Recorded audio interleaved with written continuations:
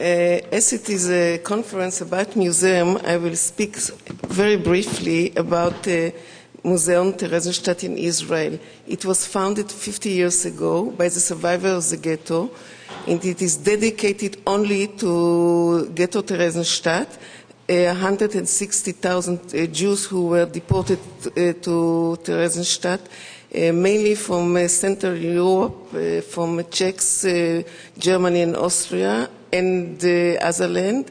And at the 6 weeks, last week of the war, 13,000 Jews of the death march were sent to Theresienstadt because it was the only camp that survived till the last day of the war. And from those who were sent before the last weeks, 90,000 were sent to the east, and from east it means death camps, and from them survived only 4,000 people. Today, as I'm coming to, I will not speak about my museum, but about the transport from Theresienstadt to the east.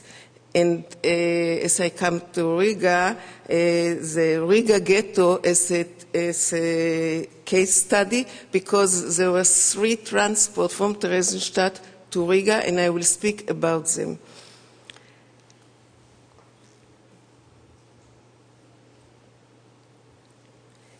On October 10, 1941, Heydrich ordered the establishment of Ghetto Theresienstadt near Prague. It's in the Protectorate of Bohemia-Moravia, Czechs nowadays.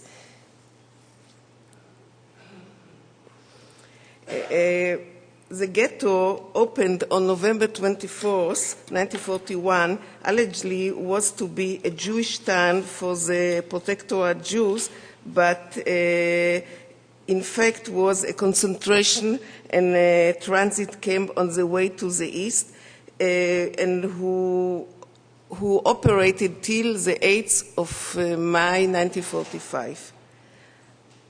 Already in January 5th, 1942, the ghetto prisoners received the following announcement, quote, by order of the camp commander, a transport of 1,000 people. Can I have some light here? I don't, יש קצת אור, אני לא רואה כמעט. לא, אבל זה יפריע לתמונות, לא נורא. Leave it, I want them to see the picture. I'm sorry.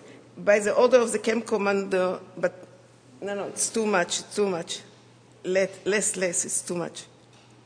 Okay, leave it, I will do my best. Okay.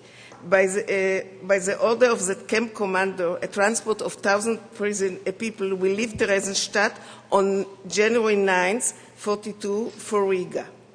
They realized that Theresienstadt was not a night shelter for the war, as they hoped, but a transit camp on their way to the east.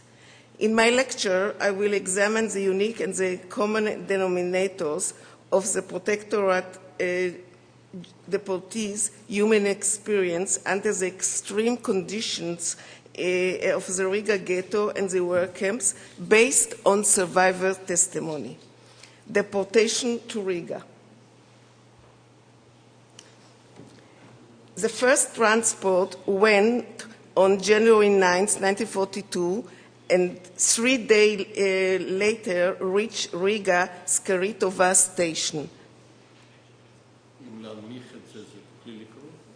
כן, אני אקרא, אני אסתדר, תעשו חושב, אני רוצה שיראו את התמונות. Okay, I will manage. This is a picture, a very famous picture, but everyone who was sent to Theresienstadt from Theresienstadt had to have the number in the transport. The reception at Riga implied what was expected to happen. Max Bunzel, who was then 46, testified. When we arrived, the wagon commander reported to Oberscharführer Krause that inside the wagon were old and sick people unable to walk. He entered the wagons and I counted 6 shots. Everyone on the train was ordered to walk to Riga. When Krause saw an old woman walking slowly, supported by her daughter, he shot both of them from behind. When they got off the train, they saw Latvian Jews. Gerta Elichova, 17, was there too, said.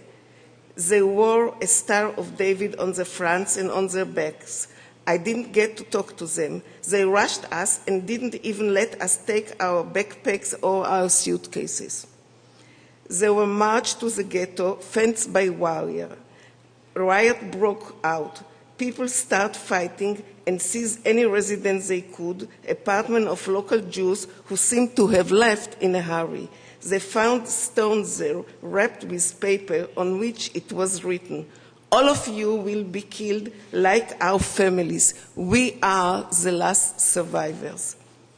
Approximately 16,000 Jews from the Reich were deported to Riga from December 1941 until the spring of 1942, after tens of thousands of local Jews were murdered in the Rumbulat forest.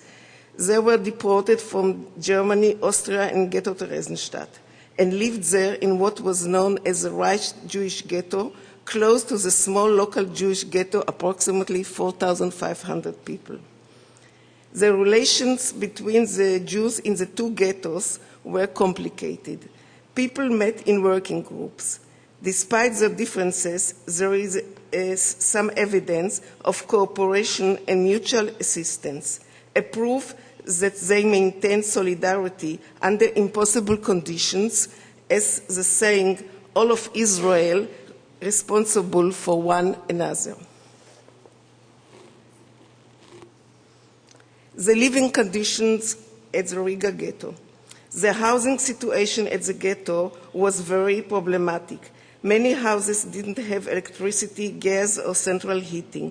The deportees were extremely condensed. Greta. 8 of us were in one room. We looked for 4 benches and laid on them all the time, always 2 on each bench. They had nothing and were constantly seeking for means of minimal existence. The food rations which were distributed were small and of poor quality. 2 slices of bread per day, a bit of flour, a little piece of margarine or jam, and occasionally some frozen vegetables, and so they had suffered from hunger.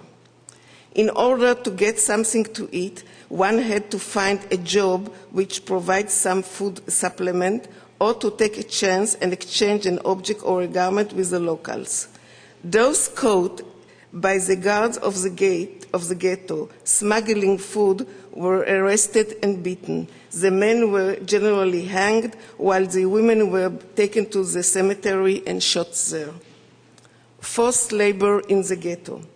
All the deportees had to work, but the children and the elderly. Every morning they had to stand in an order, appel, where they were sorted by the representative of the Jewish Ältestenrat to working groups, commandos. All exits and returns from and to the ghetto had to be accompanied by the employer or a soldier. Young women worked with the men, doing hard labor like digging or carrying bricks for building, and also cleaning jobs in the local ghetto. Most of the deportees worked in seasonal jobs, for example, in the woods, where they could take some wood chips to the ghetto for cooking and heating, or as means for exchange for bread. Some worked for Latvian farmers who raised vegetables for the military. During the summer of 1943, many deportees were sent to camp near Lipaia, Libau, for an exhausting work in turf mining. The ghetto was ruled by terror. Hundreds of people were murdered in the Riga ghetto without trial by shooting or hanging. Malvina Reinerova, who arrived in Riga at the age of 50, said that during an inspection of her group by the SS-man Willy Tuchel, he discovered that a woman had some wool and a sock. Quote, "Because of her, we all stood facing the wall. An order was given to shoot 4 women, the 1st, the 4th, the 8th, and the 12th. I was the 13th. Irma Stelegrova came to Riga at the age of 43. Quote, every day I went to work and came back to the ghetto in the evening, tired and frightened, wondering whether I will find my husband and my 2 daughters. I was afraid for my loved ones because every day several people were shot or hanged. We had to pass by them and to watch this terrible scene.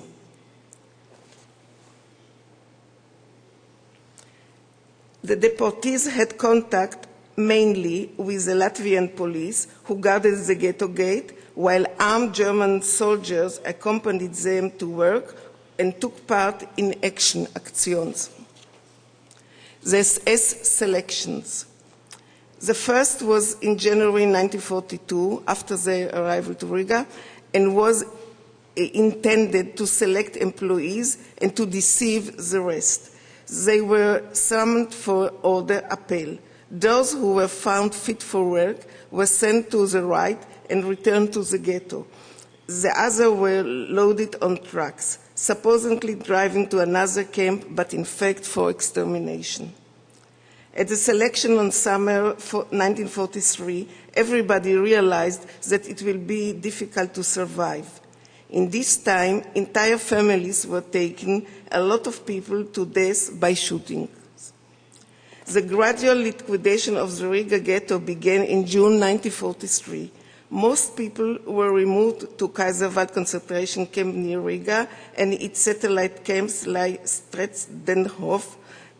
200 workers, about half of them women, were sent to Liba concentration camp to a hard work in scrubbing ships. The remaining were sent to concentration camp outside Latvia, chiefly to Stutthof concentration camp near Danzig. The conditions in these camps were extremely difficult and the mortality rate was high. The Reich Jewish ghetto in Riga was finally liquidated on November 2, 1943. After the Jewish workers went to work, German soldiers and Latvian policemen, led by SS Sturmbannführer Lange and his deputy Krause, raided the Jewish ghetto. They gathered all the children, the old, the sick, and some adults who remained in the ghetto and sent them to extermination in Auschwitz. The tormented journey of the deportees through the concentration camp. The Czech men who were sent from Riga to forced labor in Salasfield's camp were subject to cruelty. Evgen Polak, who arrived in Riga at the age of 52, talked about the SS-men Heinz Müller and Franz Schnellenbach, who beat and kicked people's legs widely until they couldn't get up and were taken to the hospital. The lack of sleep, poor sanitary condition, severe malnutrition, and cold weather reflected in extremely high mortality rates. I hope, just a moment, but I need someone, because we hear a very short testimony, and I want you to hear it. It's in English. Okay.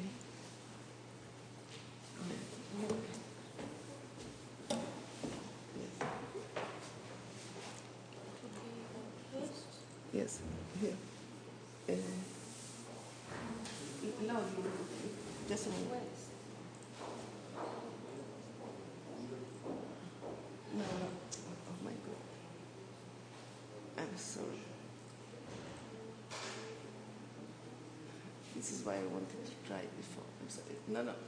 Yes. Oh, okay. Come back. But you need to see a hand here. Put. Okay. Okay.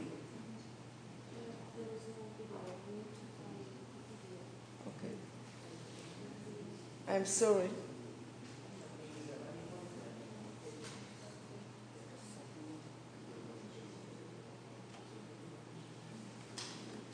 You make all the preparation at home and here.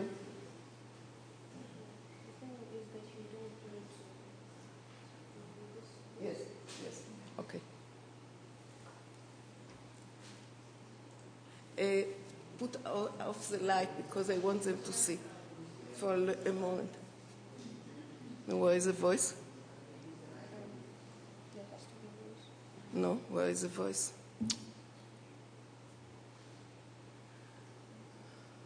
My God.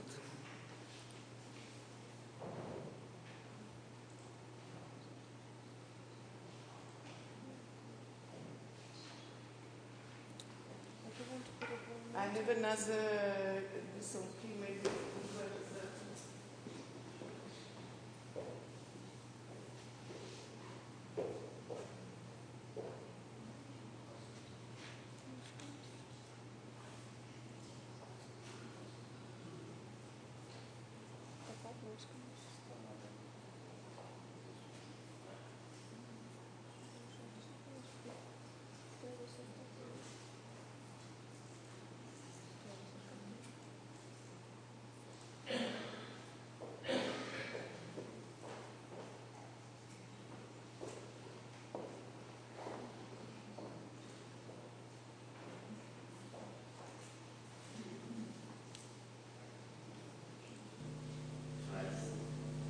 There's no friendship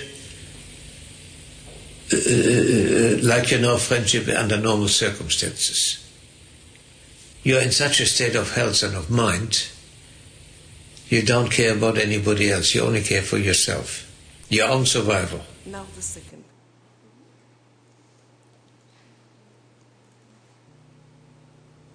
The inmates of Salaspils were standing around in a U-shaped formation facing the platform with the gallows, and while the preparations took place and they were reading the accusation, whatever he was accused of, from that assembly of Jews rose a choir of the Shema.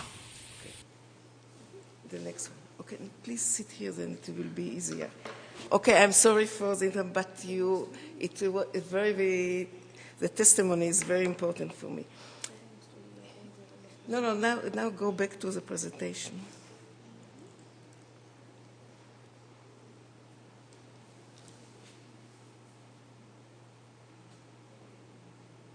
Yes. I'm sorry. 780 people out of 1,600 died in the camp of Salaspils. Only a third of the Czech deportees survived the camp and returned to the Riga ghetto a few months later. In the Stratenhof camp, the deportees were condensed in large halls of three-tiered banks. The women stitched and mended torn and stained German uniforms. The food rationing was minimal. Normally, they got only a turnip soup. You would be happy if you found a piece of cabbage or a potato there. When the liquidation of the camp was announced, a selection took place. Many people were killed by the SS-men and soldiers or committed suicide. In August 1944, the women which remained after this election were transported to Stutthof camp and suffered catastrophic conditions. As they didn't work, they received very little food and a small amount of water. Some of them volunteered to work in order to survive. They were transported by train to a port and then into huge ferries in dense capacity. Goethe. It was horrible. We were afraid we would be thrown to the water in the middle of the sea, but we arrived at Gdansk. And one of who was in this ferry, I have here her testimony, please. Yes. We were on the boat, I think Giza and I and another girl, we shared one of the bunks. During the day, we were up on the deck. There were no toilets, at least not for us Jews. If we had to go, it was anybody could look. We were along, there was the end of the boat, here was a piece of string, and there were some pails. And that's where we had to do our job, and all the guys could just look at it. It was the most degrading trip. So, to the next one. From Gdansk, 200 Czechs and German women were transferred to Sophienwald camp in Prussia. They lived in tiny cabins made of paper pulp on the ground, which was covered with a little straw. They worked in agriculture and risked their life stealing vegetables from the fields. In March, April 1945, they were taken out of Sophienwald and forced to march in the snow. Those who couldn't walk or got off the road were shot to death by an SS-man who accompanied them on bicycle. They hardly had any food and water, so they ate snow. It was an endless journey that dragged on until they reached Stolf by Königsberg, and entered a huge barn full of people for the night. Suddenly somebody shouted, "The Russians are here!" The barn emptied at once. Gerta remained lying exhausted. She found 3 Czech friends who took care of her. A young Czech put her on a train that went to Czechoslovakia and looked after her until they reached Brno. There she recovered and was able to stand on her feet again. The annunciation of the liberation didn't reach everyone at the same time. Some were liberated only a month later, in May 1945. Those who were sent to Libau were transferred to Hamburg and put in prison. From there, they were marched for 4 days without a break to the terrible labor camp Kiel-Hasse. Irma Stelerova, we were totally exhausted, dirty and hungry. We only got a small piece of bread per day. We suffered from cold and hunger. We had to get up at 4 a.m. and to stand for hours in a pail. Then to work in sewing, repairing blankets that were infested with lice but couldn't clean ourselves. Evgen Polak, who arrived at this camp in April 1945, said, "For me, it was the worst concentration camp. Horrific starvation, countless murders and floggings were carried out by the SS under the command of Sturmbannführer Post. The suffering lasted until Liberation Day on May 1st, 1945. To conclude, only a tiny minority of those expelled from Theresienstadt to Riga survived the long journey through the camps, which was full of pain and suffering, and reached the day of liberation. After the euphoria was over, they realized the magnitude of their tragedy and that they were left alone. Out of 3,000 deportees from Theresienstadt ghetto to Riga, only 125, 4% of them survived, mostly women. Czech men and women who were deported from Theresienstadt spent 3.5 years in anguish, subjected to long journey that took them to Riga ghetto and the camps, during which they experienced the loss of their family members. Their testimonies indicate that men were forced to work in hard labor, suffered severe cruelty in the camps, and many were executed or died of exhaustion, hunger, and disease. As for the women, they too had to work in exhausting labors and to take care of the families as long as they still had them. The women suffered of malnutrition and illness in the camp and during the death march. However, the testimonies reflect many cases of mutual assistance and an attempt to create a meaningful relationship as an alternative family, which helped them survive as long as it was possible. Liberation. Polak. My liberation day was my most beautiful day. It was the most beautiful day of my life. There are no words of happiness to describe it. White automobiles of the Swedish Red Cross took us outside directly from the most dreadful concentration camp, Kiel-Hasse, to beautiful Sweden, to wonderful freedom. However, returning to life revealed to be a complicated challenge. The last testimony. The hardest part is afterwards to become a normal being again. You see, once we were liberated, to stop stealing, to stop hiding a piece of bread, to behave like a normal person, that is the hardest thing to do.